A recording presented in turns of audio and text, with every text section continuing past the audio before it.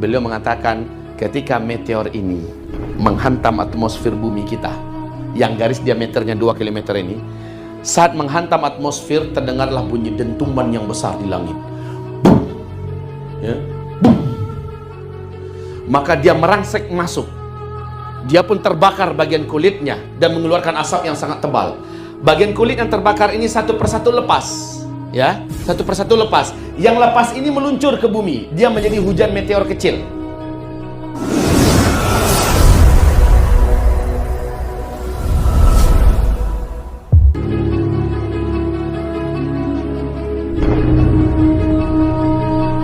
Allah menyebutkan tentang bumi kita ini pernah mengalami hujan meteor, dan nanti di akhir zaman akan terulang kembali bumi mengalami hujan meteor sebelum kiamat.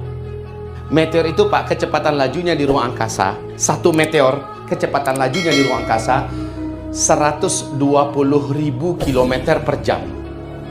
Kecepatan lajunya. Kecepatan yang seperti itu, kalau menghantam atmosfer bumi kita, terdengar bunyi dentuman. Kalau dia besar, maka dentumannya semakin besar. Lah meteor ini, wahai hamba-hamba Allah, mempunyai daya ledak yang berbeda-beda, tergantung berapa besar dan kecilnya. Garis diameter satu meteor, kalau seandainya 2 km saja garis diameternya, kekuatan ledakannya sama dengan 1 juta kali lipat bom nuklir. 1 juta Bunda, 1 juta, bukan 2-3 kali lipat, bukan 10-20 kali lipat, 1 juta kali lipat bom nuklir yang pernah meledak di Nagasaki, Hiroshima.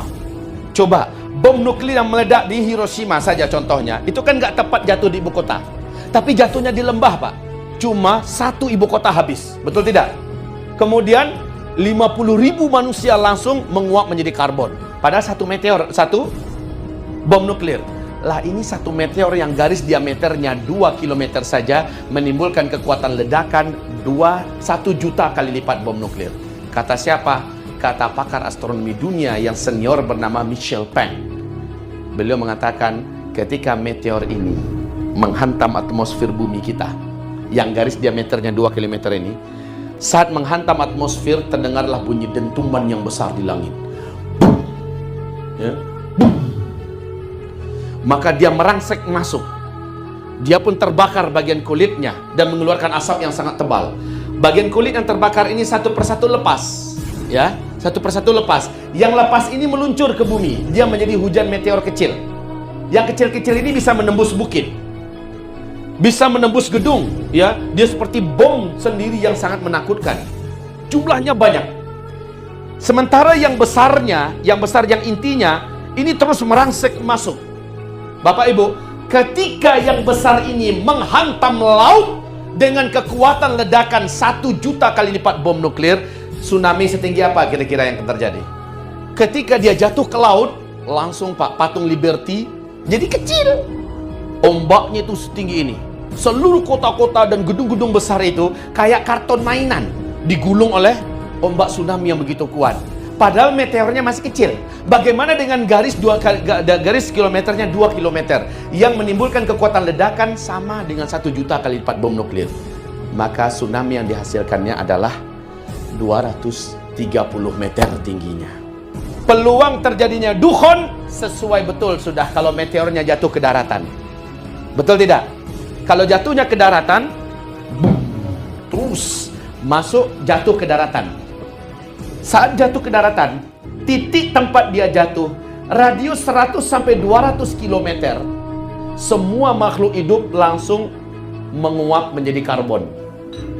Seluruh makhluk hidup langsung menguap menjadi karbon, saking dahsyatnya ledakan ini.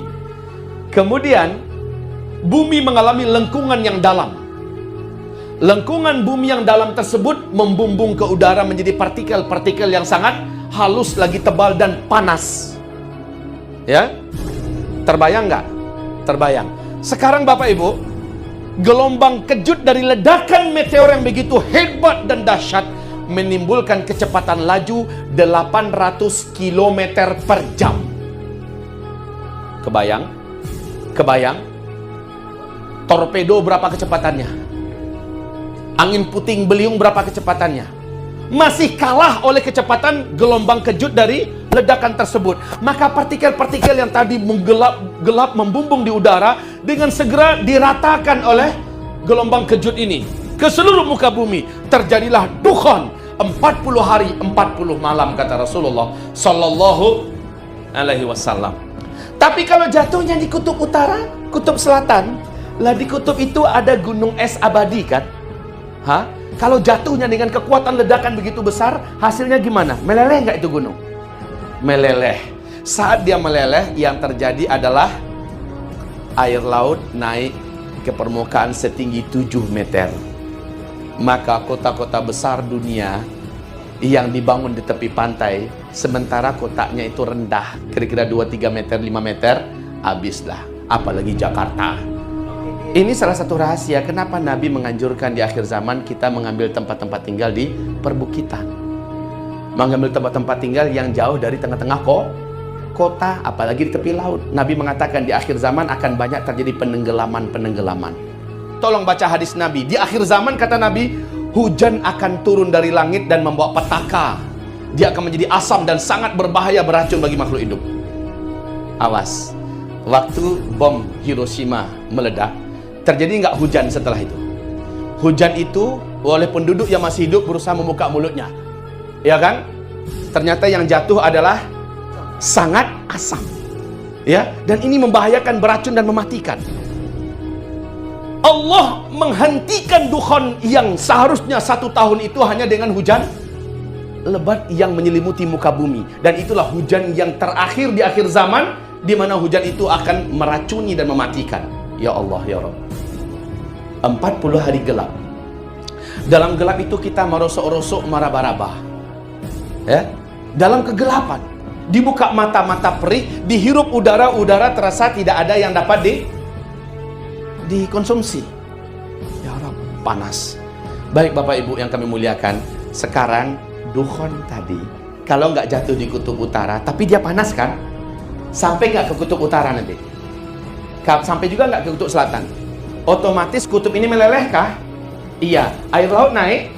Disinilah dia fungsi di mana Nabi mengatakan nanti di akhir zaman akan terjadi banyak hujan meteor dan penenggelaman negeri-negeri, kota-kota, dan perubahan bentuk. Sahabat bertanya, "Wa mata dzaka ya Rasulullah?"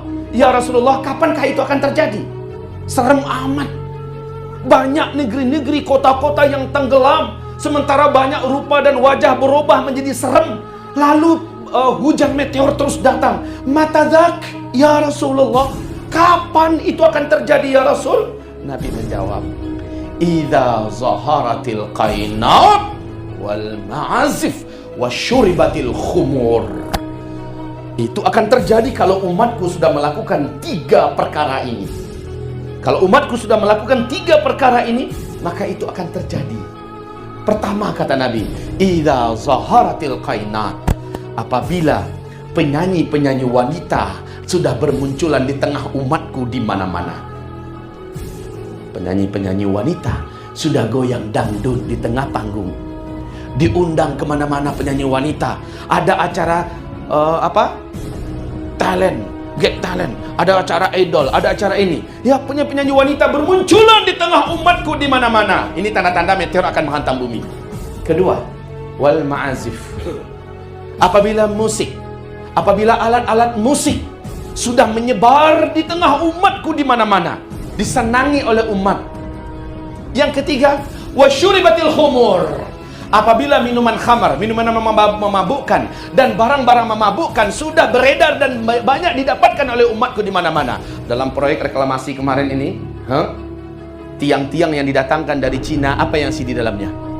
La ilaha illallah. Untuk 7 turunan bisa dihancurkan dengan jumlah yang banyak dimasukkan ke Indonesia. Belum lagi yang selama ini beredar.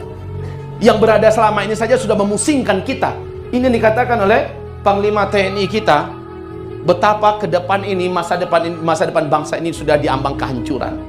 Bukan hanya pecah, tercabik-cabik, tersayat-sayat menjadi keping-keping halus, tetapi bangsanya juga sudah dirusak.